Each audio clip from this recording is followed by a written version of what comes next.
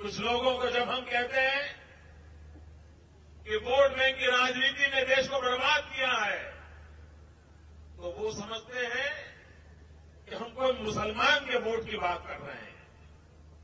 मैं आज ये रामलीला होने वाला ग्राउंड है, जहां सत्य और ईमान का मंचन होता है, उस जगह से बोल रहा हूं। और इसलिए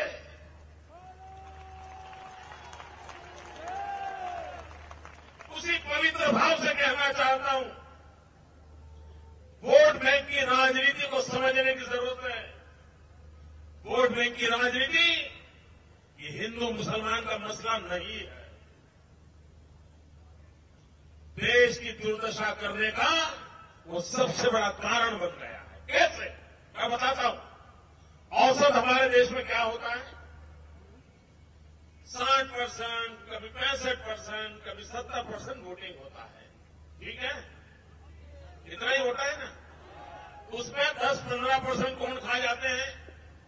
इधर उधर के जो खड़े हो जाते हैं, जैसे यहां की एक तीसरी दुकान खुली हुई है, तो 5%, 10%, 15% ये लोग खा जाते हैं। बाद में बचे 50%। दो मुख्य दल जो होते हैं, दो मुख्य प्रतिस्पर्धी होते हैं, उनके बीच में 50% वोट की बंटवारा होता है। जिसको 26% मिल जाता है वो जीत जाता है। 74% लोग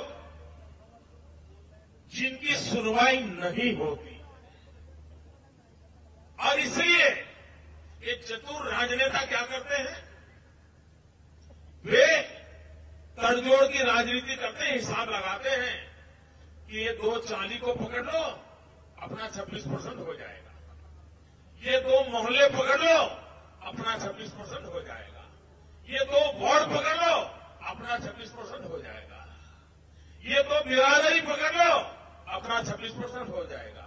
ये 2 धार्मिक लोगों को जोड़ लो, अपना 26% हो जाएगा। और इसलिए वे इस फिराक में रहते हैं कि मुझे चुनाव जीतना है तो सिर्फ 26% की ही चिंता करनी है, बाकी 70-75% की मुझे परवाह करने की जरूरत नहीं है। तो रोड भी बनवाएगा तो कहां बनेगा? उन 26% वालों के लिए। नौकरी दिलवाएगा तो कहां दिलवाएगा? उन 26% वालों के लिए। बिजली का खंभा डालेगा, कहां डालेगा? उन 26% के लिए। नलका डालेगा तो कहां डालेगा? 26% के लिए। 74% पूरी तरह विकास की यात्रा से वंचित हो जाते हैं। और इसलिए भाइयों बहनों, गुजरात में हमने अनुभव किया है कि वोट बैंक की राजनीति को खत्म करो। सबका साथ, सबका विकास, इस मंत्र को हमने उठाया है और उसका परिणाम आया है।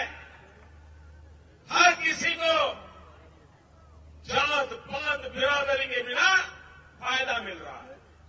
भाइयों बहनों, मैं तो ऐसे परिवार से पैदा हुआ हूं, कोई कल्पना नहीं कर सकता कि मैं यहां हो सकता हूं।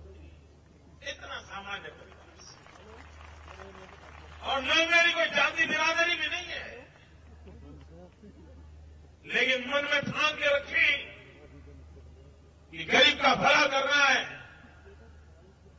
स्थितियों बदलने के लिए प्रयास करना है। और आज भाइयों बहनों, हिंदुस्तान के किसी भी कोने में जाइए, विकास की जब चर्चा होती है तो गुजरात का नाम लेना पड़ता है।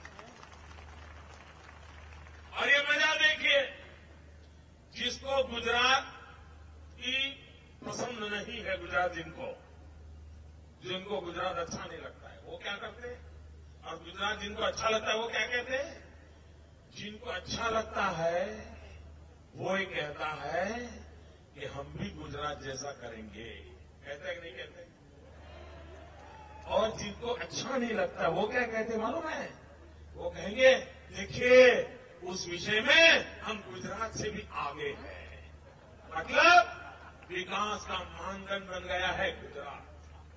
आप अच्छा करना चाहते हो तो गुजरात जैसा करना है, और अच्छा किया है तो गुजरात से आगे निकले, ये गौरव का मापदंड बन गया है। क्या भाइयों बहनों, ये दिल्ली नहीं बन सकता है, ये दिल्ली नहीं बन सकता है, लेकिन नहीं बनेगा। क्यों? आपने ऐसे लोगों के हाथ में दे करके रखा है।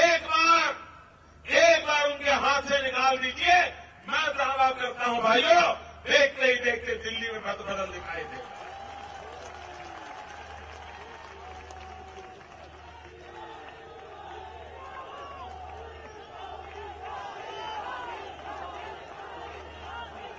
आप मुझे सबका साथ सबका विकास, सबको जोड़ करके चलने से कैसे परिणाम आते हैं, हमने करके दिखाया।